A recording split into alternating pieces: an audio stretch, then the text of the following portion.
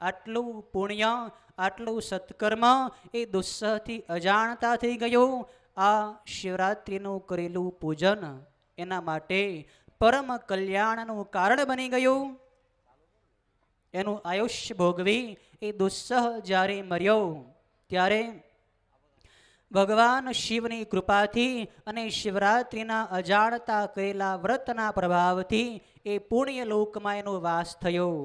અનેક વર્ષો સુધી પુણ્યલોકમાં એણે પોતાના પુણ્ય ભોગવ્યા પછી એ પાછો આ પૃથ્વી ઉપર વિચિત્ર વીર્ય નામે રાજા થયો. આ વિચિત્ર વીર્ય ભગવાન શિવની પૂજા કરવામાં પહેલેથી પ્રેમ ધરાવવા માંડ્યો. એને પૂર્વજન્મનું સ્મરણ રહ્યું. જાતિસ્મર બન્યો કે પૂર્વજન્મમાં હું ભગવાન શિવની પૂજા જ્યાં થતી હતી ત્યાં અજાણતા શિવરાત્રિના પર્વે ગયેલો. અજાણતા ઉપવાસ, જાગરણ, શિવ કથાનું શ્રવણ થઈ ગયું. એના પ્રભાવથી મને આવો શ્રેષ્ઠ રાજ્ય કુળમાં, ક્ષત્રિય કુળમાં મારો જન્મ થયો. મારે આવે આ જીવન પર્યંત ભગવાન શિવની પૂજા, કથા અને શિવની સેવા કરવી છે. નાનપણથી આ વિચિત્ર વીર્ય રાજાએ ભગવાન શિવની પૂજામાં મન ધરાવ્યું. પોતાના મિત્રોની સાથે, પોતાના સખાઓની સાથે નાનપણથી આ વિચિત્ર વીર્ય રાજકુમાર શિવની પૂજા કરે, શિવની સેવા કરે, શિવના બગીચાઓ બનાવે, શિવની કથા કરે, શિવના શિવાલયમાં દીવાઓ પ્રગટાવે. મોટો મહાન પ્રતાપી રાજા થયો.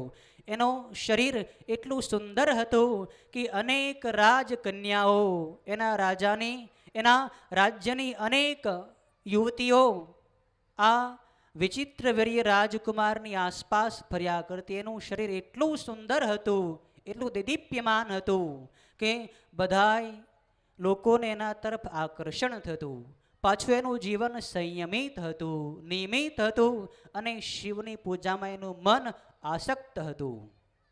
આ જીવન પર્યંત એણે ભગવાન શિવની આરાધના કરી, ઉપાસનાની પૂજા કરી.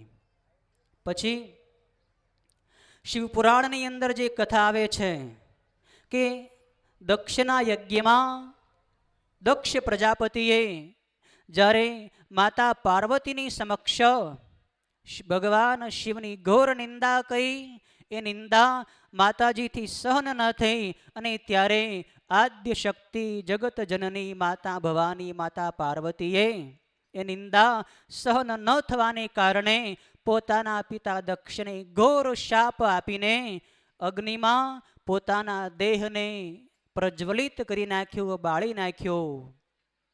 ભગવાન શિવના ગણોએ દક્ષની સામે ઘોર યુદ્ધ કર્યું, પણ છતાં દક્ષના યજ્ઞમાંથી જે રિભુ નામના રાક્ષસો ઉત્પન્ન થયા હતા એ રાક્ષસોએ ભગવાન શિવના ગણોને બગાડી મૂક્યા.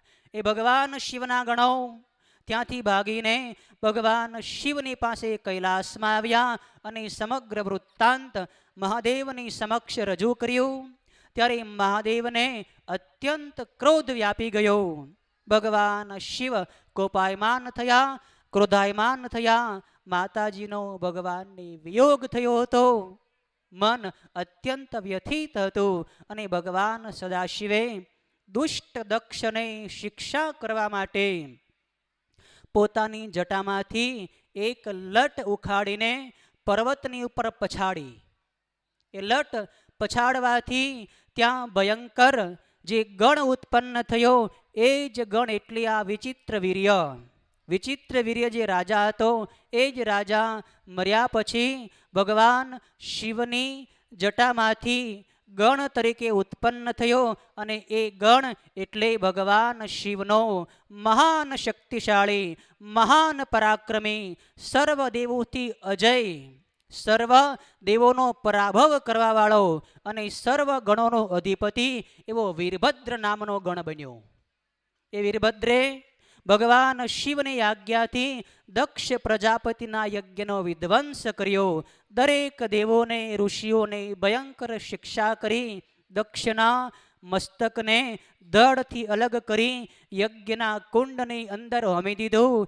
દક્ષના યજ્ઞનો વિધ્વંસ થયો અને ભગવાન સદાશિવ પછી ત્યાં પધાર્યા ત્યારે વીરભદ્રે ભગવાનની આજ્ઞાનું પાલન કરીને ભગવાનના ચરણોમાં પ્રણામ કર્યા. ભગવાન સદાશિવે વીરભદ્રને સર્વ ગણોનો નાયક બનાવ્યો, અધિપતિ બનાવ્યો. કહેવાનું તાત્પર્ય છે ભગવાન શિવની શિવરાત્રિના પાવન દિવસે આ વીરભદ્ર ગણે પૂર્વ જન્મની અંદર દુસ્સહના જન્મની અંદર અજાણતા શિવરાત્રિ વ્રત કરેલું, એનો આવો પ્રભાવ થયો કે ભગવાન શિવનો એ ગણ બની ચૂક્યો. તો જાણી જોઈને ભાવથી પ્રેમથી આપણે શિવરાત્રિનું વ્રત કરીશું તો એનું ફળ આપણને ચોક્કસ મળશે, શ્રેષ્ઠ મળશે અને એ ફળ આપણા માટે પરમ કલ્યાણનું કારણ બની જશે.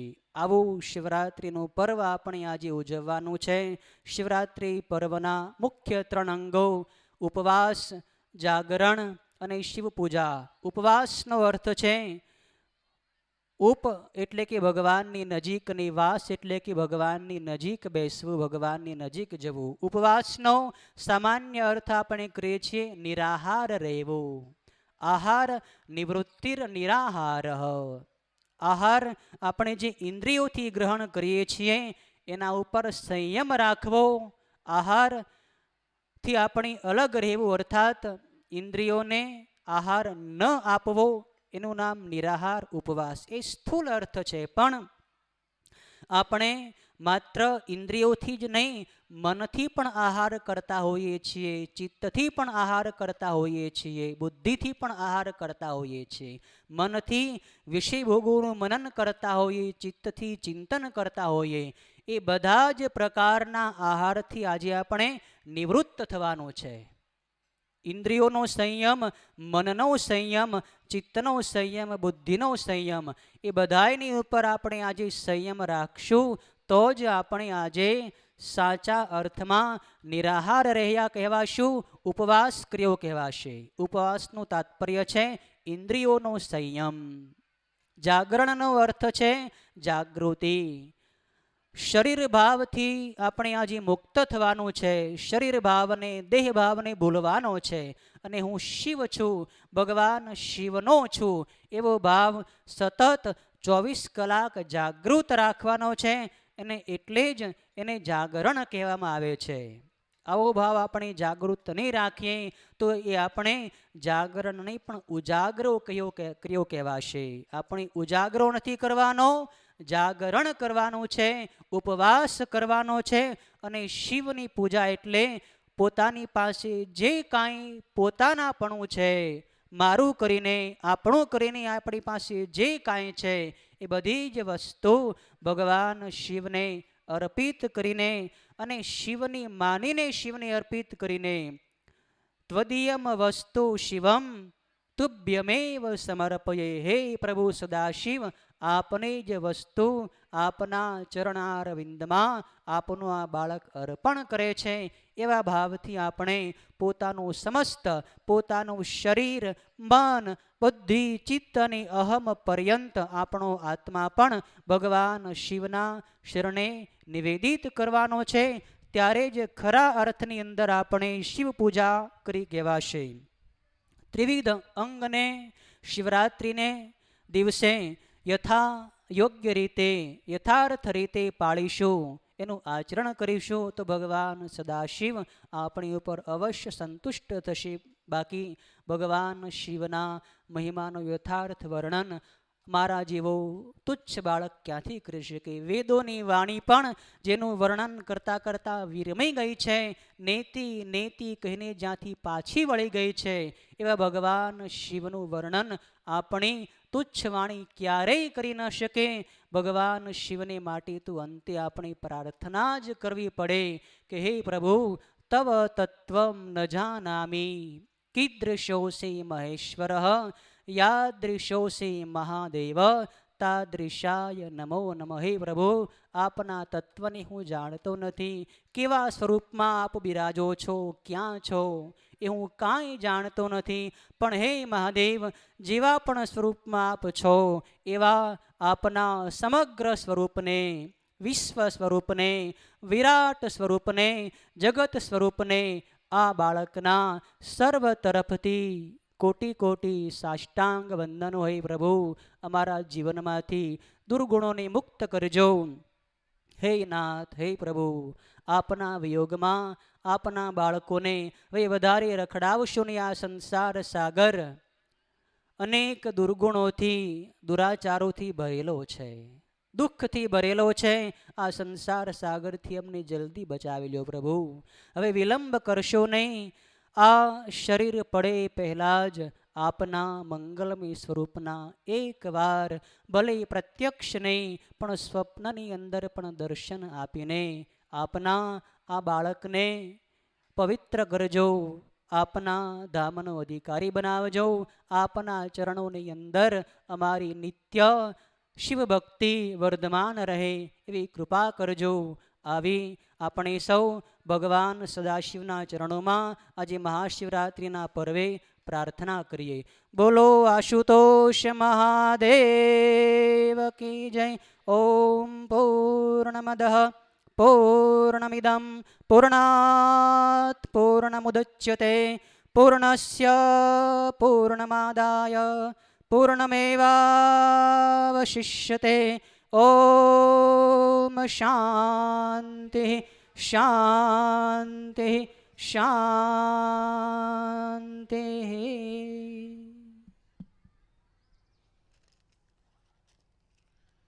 આભાર ભોલાનંદ સરસ્વતીજી મહારાજ કે તેમને